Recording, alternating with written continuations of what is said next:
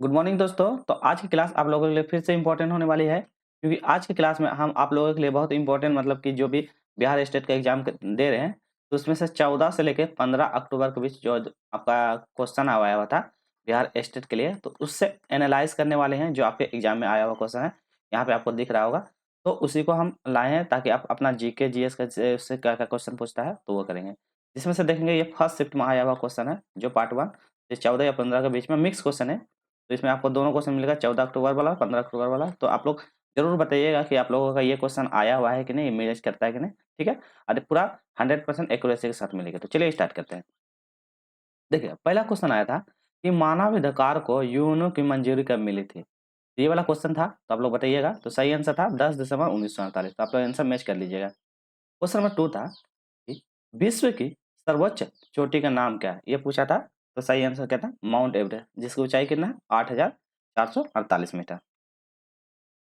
Question number 3 था कि विश्व की सबसे ऊंची सड़क का नाम पूछा था। तो क्या है? लद्दाख के लिंगला दर्रा। तो ये दर्रा था जो सबसे ऊंची सड़क है। क्वेश्चन नंबर 4 था भारत की सबसे लंबी नेशनल हाईवे का नाम पूछा था। कौन सा है?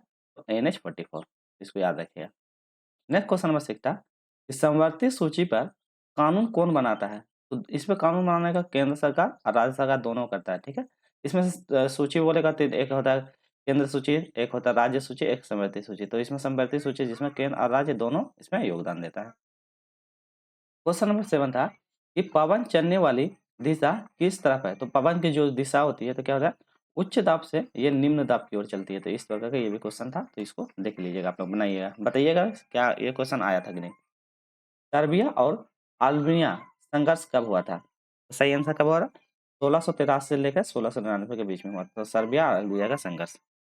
अगला क्वेश्चन पूछा था कि श्रीलंका का संघर्ष कब हुआ था? इसका सही आंसर था 1983 से 2009। तो सही आंसर था ये वाला। चलिए क्वेश्चन नंबर 10 था कि कुरनूल, काराकोरम और लद्दाख और जास्कर की जो श्रम है, इसको उसमें बोला था कि उत्तर से लेकर दक्षिण दिशा में इसको क्रम में सजाना था, ऐसा पूछा गया था। तो इसमें से हम बता दिए। तो सबसे पहले होता काराकोरम, यहाँ के से लिख देते हैं।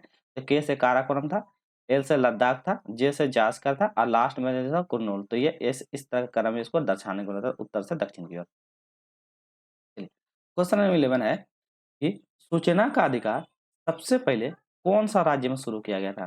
तो ये आपका तमिलनाडु वाले राज्य में शुरू किया था सूचना का अधिकार। तो ये भी आपको याद रखना है। चलिए अगला क्वेश्चन की ओर बढ़ते हैं हम लोग। क्वेश्चन नंबर 12 है, इसमें पूछा गया था कि गुजरात के कौन से राज्य में सबसे बड़ा सौर संयंत्र स्थापित था? तो ये क्वेश्चन था गुजरात का कौन सा? मोढेरा नाम का एक है जहाँ ये वाला सौर संयंत्र सबसे बड़ा स्थापित था।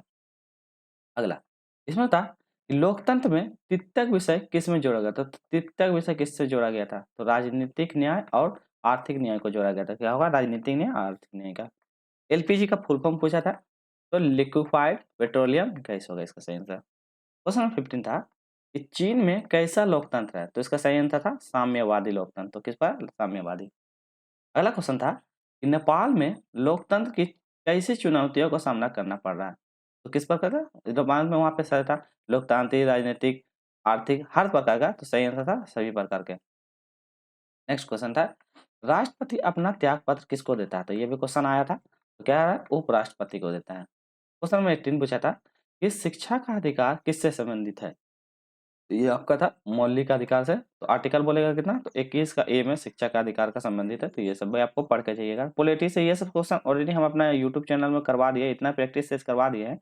अब यदि एग्जाम से जाने से पहले प्रैक्टिस करके भी जाते हैं तो आप ये सब क्वेश्चन आपके लिए आसान हो जाएगा।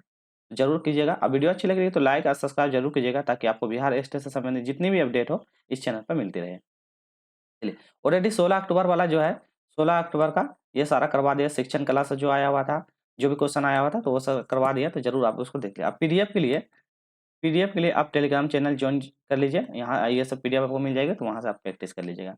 भूटान की राजधानी पूछा था, तो क्या होगा? थिम्पू। अगला है सिंधु सभ्यता के प्रमुख स्थल का नाम पूछा था, मतलब कौन सा राज्य में? तो सबसे ज्यादा मिला था आपका गुजरात राज्य में। तो प्रमुख स्थल ये आपका गुजरात है। अगला है राष्ट्र संघ में 1920 से लेकर 39 के बीच में कितने सदस्य देश शामिल हुए थे? सही आंसर था 63 देश शामिल हुए थे। नेक्स्ट क्वेश्चन था सुएज नहर का निर्माण कब हुआ था? ये भी क्वेश्चन पूछा था। तो क्या? 1869 में। नेक्स्ट क्वेश्चन है जनसंख्या वृद्धि का घटक पूछा था, तो क्या होगा? जन्म दर। तो जनसंख्या वृद्धि का घटक क्या होगा? जन्म दर। नेक्स्ट है, राष्ट्र संघ के 17 देशों में से किसने सदस्यता नहीं छोड़ा था? ये भी क्वेश्चन पूछा था। तो कौन नहीं छोड़ा था? आपका भारत नहीं छोड़ा था। चलिए अगला क्वेश्चन करते हैं 24।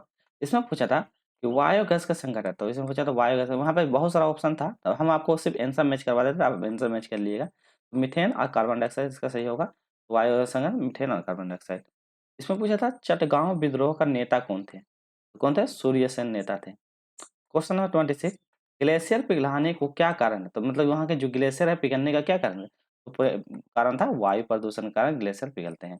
नेक्स्ट क्वेश्चन पूछा था 1866 से 67 में नील विद्रोह में कौन सा राज्य में शुरू हुआ था? कौन सा राज्य में शुरू हुआ था? आपका चंपारण राज्य से शुरू हुआ था। ठीक है, तो आज का वीडियो हम लोग यही 27 ही क्वेश्चन करते हैं, क्योंकि आज नेक्स्ट आज जो होगा उसको हम अगले पार्ट में लाएंगे, ताकि आप पूरी तरह से इसको, जैसे 14 से लेकर जो भी 15 अक्टूबर का क्वेश्चन आया हुआ था, 14 से 15 अक्टूबर के बीच में, तो ये पार्ट 1 में हम 30 क्वेश्चन करते हैं। फिर नेक्स्ट क्वेश्चन आएगा ना इसी का 14 अक्टूबर 200 पार्ट लाएंगे, जिसमें से सारा क्वेश्चन को कवर कर देंगे। जो छूटा हुआ क्वेश्चन है वो भी आपको कवर कर देगा। फिर मिलते हैं नेक्स्ट वीडियो में। आज के लिए इतना ही। वीडियो अच्छी लगी तो लाइक शेयर और सब्सक्राइब जरूर कर लीजिएगा, ताकि आपको बिहार स्टेट से संबंधित जितनी भी प्रश्न है वो सारा मिलता रहे। फिर मिलेंगे नेक्स्ट वीडियो में। टेक केयर, जय हिंद, जय